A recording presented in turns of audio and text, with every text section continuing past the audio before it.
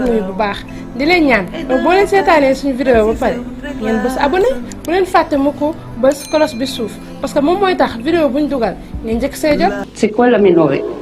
C'est l'absence de règles. L'aménorrhée est dite primaire si les règles ne sont pas apparues à l'âge normal de la puberté. L'aménorrhée est dite secondaire si les règles sont absentes depuis au moins 3 mois chez une femme antérieurement réglée. Et en dehors de la grossesse et de la ménopause, l'absence de règles est pathologique. Il faudra en retrouver la cause. On va parler de l'aménorrhée primaire. On parle d'aménorrhée primaire lorsque les règles ne sont pas apparues. À 16 ans, en cas de développement pubertaire normal, c'est-à-dire la puberté en général, ça va de 11 et demi à 16 ans. Ça dépend de l'organisme, ça dépend de chaque enfant. Au-delà de cet âge, il faut s'inquiéter. Pourquoi ma fille n'a pas eu ses règles?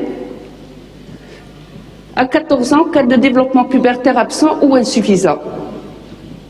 Les étiologies, ça veut dire les causes. L'aménorrhée primaire avec croissance et caractère sexuel secondaire normaux. Tout va bien, mais l'enfant n'a pas eu son cycle. Ça peut être dû à une imperforation de l'hymen, à une agénésie mollérienne, syndrome de Rikitansky, les 2 tiers supérieurs du vagin et de l'utérus. Ça peut être des anomalies anatomiques qui seraient à l'origine de l'absence de ces règles. Une synéchie utérine d'origine tuberculeuse, prépubertaire.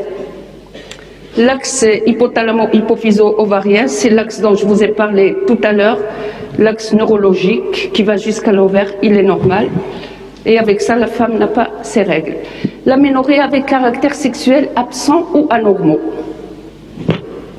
Dysgénésie gonadique, syndrome de Turner, associé à un hypogonadisme, hypergonadotrope, hyperstimulation par l'axe hypothalamo-hypophysaire, atteinte ovarienne avant la puberté, castration chirurgicale, radiothérapie, chimiothérapie.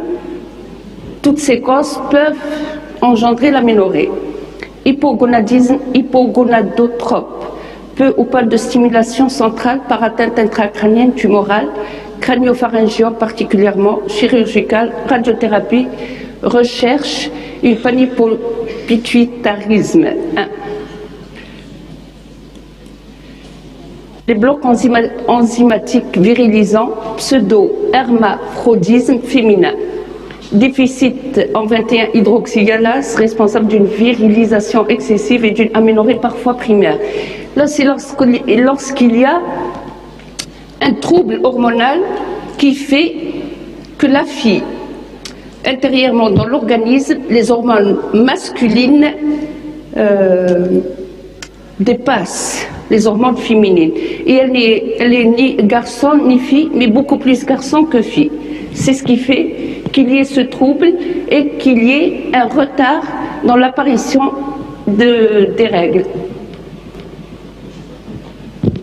L'hyperandrogénie par un syndrome des ovaires polykystiques avec des aménorrhées majoritairement secondaires. C'est des troubles hormonaux.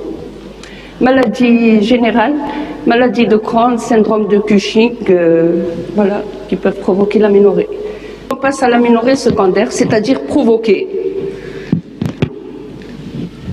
Les causes non mécaniques. La grossesse, c'est clair. Quand on est enceinte, on n'a pas ses règles, ça va de soi. Troubles du comportement alimentaire, l'hyperandrogénie d'origine surrénalienne ou ovarienne, syndrome des ovaires polykystiques ou dystrophie ovarienne. Aménorrhée post-pilule et autres causes associées à une hyperprolactinémie. Tumeur intracrânienne, l'adénome hypophysaire, crânio-pharyngiome, castration médicamenteuse, chirurgicale ou radiothérapeutique. Maintenant, on passe aux causes mécaniques. Sténose cicatricielle complète du col utérin. Cicatricielle, ça peut être dû à une intervention chirurgicale ou autre. Les synéchies utérines traumatiques et les synéchies tuberculeuses tuberculeuse. Donc, une fois la femme atteinte de ces maladies au niveau de l'appareil génital, ça risque avec le temps de provoquer chez elle une aménorrhée suite à des troubles physiologiques.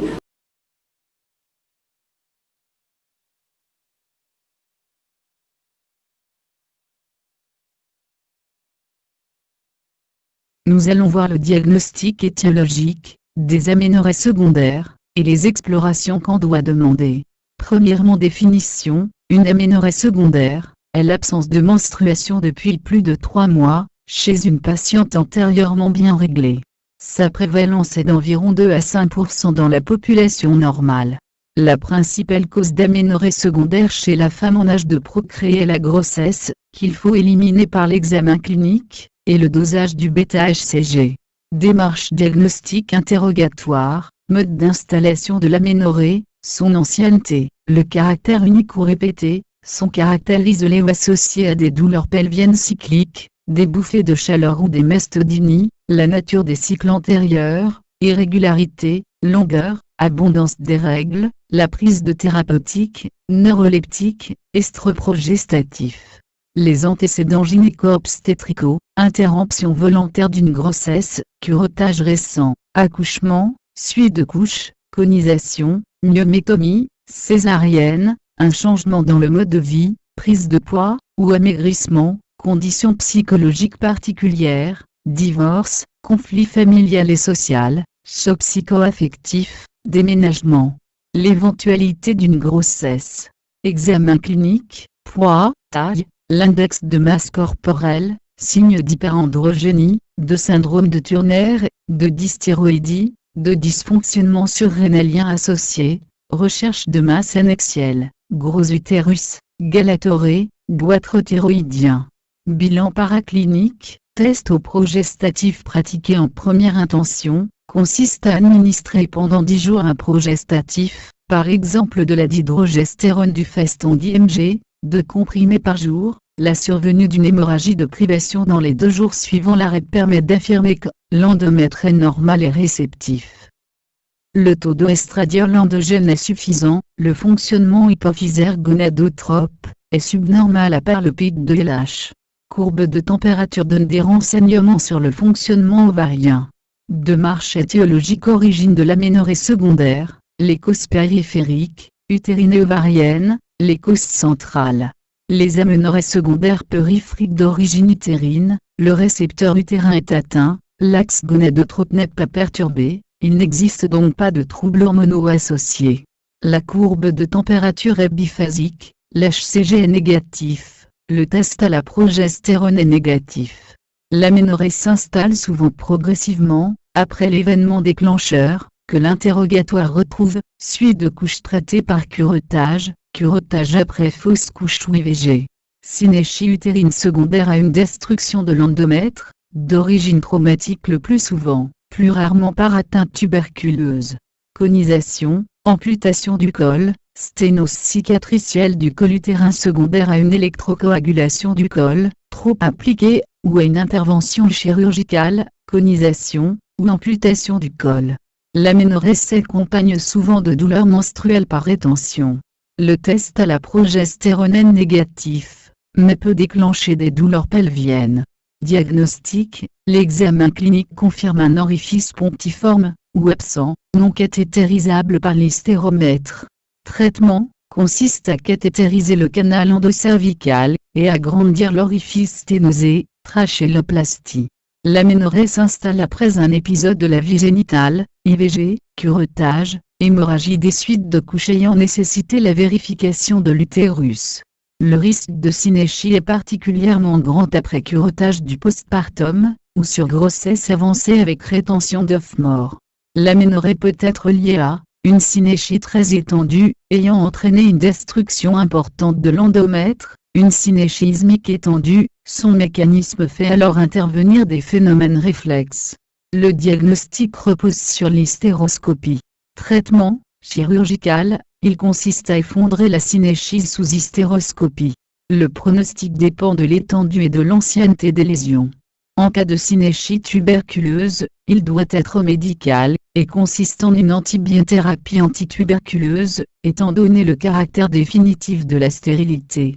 D'origine ovarienne, les dosages des gonadotrophines sont perturbés. A. Ménopause précoce ou physiologique, elle est provoquée par l'épuisement prématuré du capital ovarien, ou un dysfonctionnement ovarien. La ménopause est dite précoce, lorsqu'elle s'installe avant 40 ans. Sa prévalence est d'environ 2% dans la population. Selon le mécanisme en cause, l'arrêt du fonctionnement ovarien n'est pas toujours définitif, d'où le terme de plus en plus utilisé d'insuffisance ovarienne prématurée. Des antécédents identiques sont parfois retrouvés dans la famille. L'aménorrhée s'accompagne de bouffées de chaleur dans 50% des cas, et l'examen clinique peut retrouver une hypoestrogénie clinique. Le test au progestatif est négatif. Le diagnostic est infirmé par un taux de FSH très élevé confirmé par de dosages faits à 1 mois d'intervalle. Plusieurs causes sont invoquées: chirurgicale, ovariectomie, toxique, chimiothérapie, radiothérapie, la galactosémie, le tabac, auto-immunité, génétique.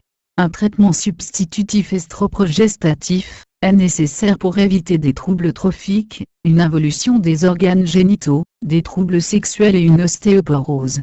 Dystrophie ovarienne ou syndrome des ovaires micropolykystiques, typiquement associé à une aménorrhée secondaire succédant à une spanioménorrhée, une obésité de type androïde, une infertilité anovulatoire, et 2 volumineux ovaires réguliers sans trace d'ovulation, de couleur blanc nacré à la cohélioscopie.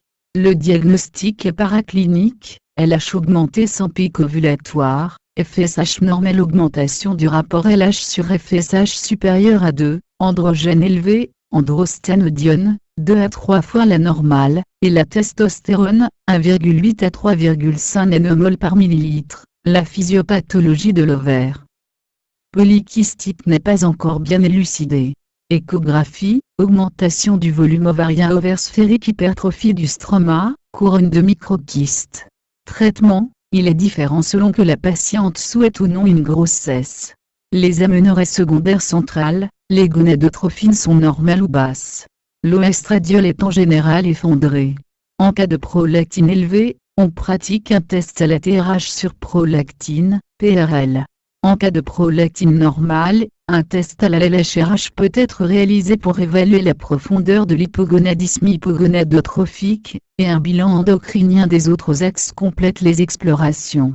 Une IRM hypothalamo-hypophysaire est systématiquement réalisée, à la recherche d'une lésion organique centrale.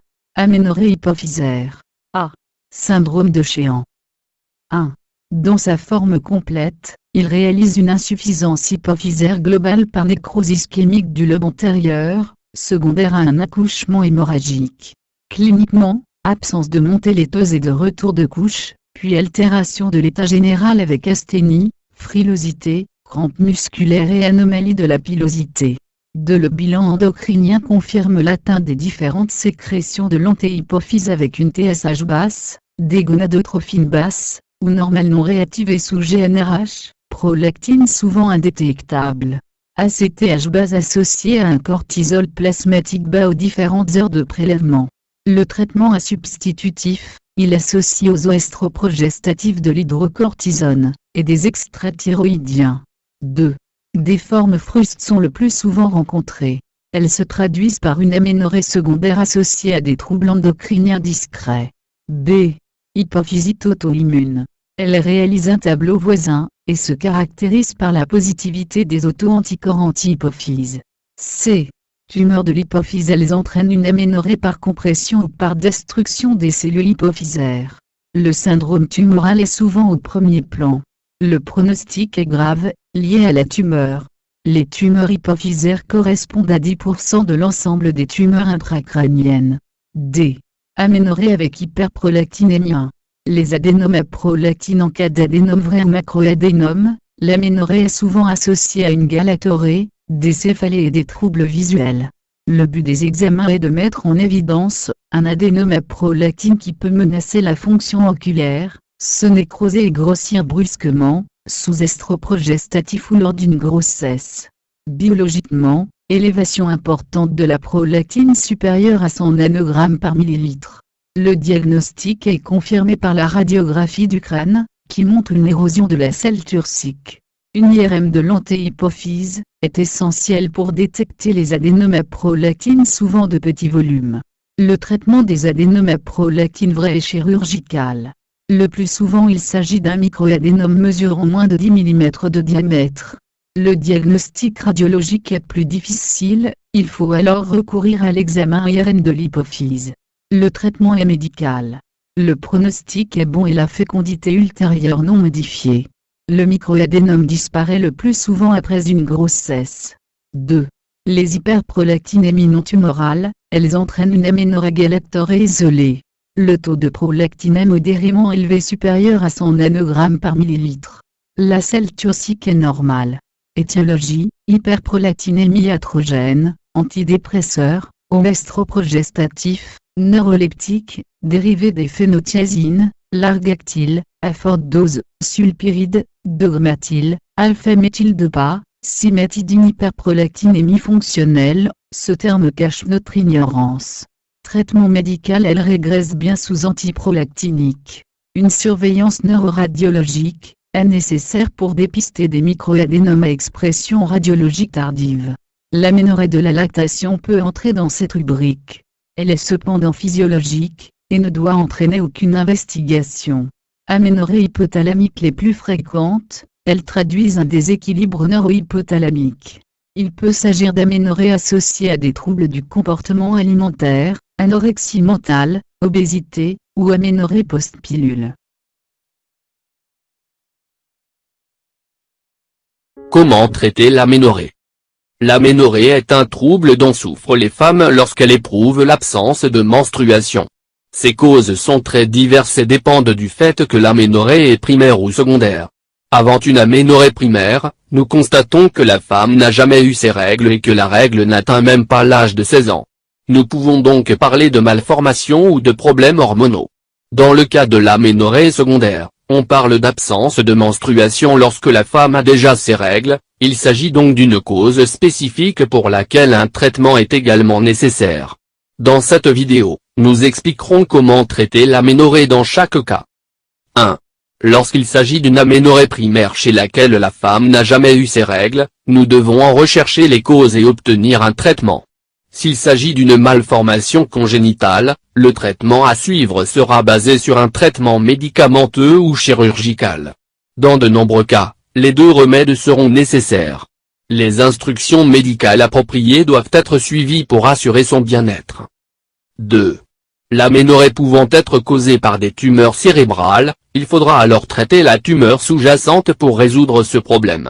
Il existe des médicaments qui réduisent certaines tumeurs, mais au cas où nous ne pourrions pas bénéficier de ce traitement, la chirurgie constituera la première option pour éliminer la masse tumorale, bien qu'il soit nécessaire de recourir à la radiothérapie si ces solutions ne suffisent pas. Une fois la tumeur cérébrale retirée, la menstruation réapparaîtra. Si les tumeurs bénignes des ovaires sont à l'origine de l'aménorrhée, elles doivent être éliminées également pour que le cycle menstruel revienne à la normale. 3. Dans le cas où l'aménorrhée est causée par une maladie générale, telle qu'une cirrhose ou une insuffisance rénale, ces maladies sous-jacentes doivent être traitées pour que le cycle revienne à un fonctionnement normal. En règle générale, tout problème entraînant une aménorrhée devra être traité au préalable par un médecin pour éliminer ce trouble. 4. L'absence de règles pouvant être causée par des modifications hormonales, le traitement à suivre consiste à administrer des hormones pour contrôler ces déséquilibres, ce qui contribuera à atténuer ce problème. C'est le cas de l'hypothyroïdie et de l'hyperthyroïdie, où de nombreuses femmes souffrent d'aménorrhée en raison de ces troubles hormonaux. Une fois que nous aurons réglé cela, les règles reprendront leur cours normal. 5. Une autre cause d'aménorrhée est constituée par des problèmes psychiques tels que l'anorexie, l'anxiété et la dépression. Traités avec un spécialiste, nous pouvons revenir à nos cycles habituels, mais ces maladies doivent d'abord être traitées avec des médicaments, qui provoquent souvent l'absence de menstruation, qui devront établir un dosage constant et le contrôler régulièrement. Dans le cas de l'anorexie, nous avons un double problème, à savoir la malnutrition du patient, qui est un autre facteur causal de l'aménorrhée. Par conséquent, pendant le traitement devrait obtenir la nutrition de la victime touchée à la normale, car au moment où vous récupérez votre poids idéal et est en bonne santé, les menstruations reprennent leur activité. 6. En général, l'aménorrhée peut être traitée à condition de connaître le problème fondamental de la femme qui en souffre, car il est associé à d'autres déséquilibres qu'il faudra résoudre pour que les règles redeviennent normales. Ne pas oublier de partager avec vos amis Facebook, cela pourrait être important pour eux. Curieux Famille vous remercie. N'oubliez pas de nous laisser votre commentaire, est important pour nous. Si vous pensez que cette information pourrait aider les autres, partagez sur vos réseaux sociaux. Si vous l'avez trouvé intéressant, n'oubliez pas de partager avec vos amis. Merci de nous avoir visités, n'oubliez pas de vous abonner, que le grand Dieu vous bénisse.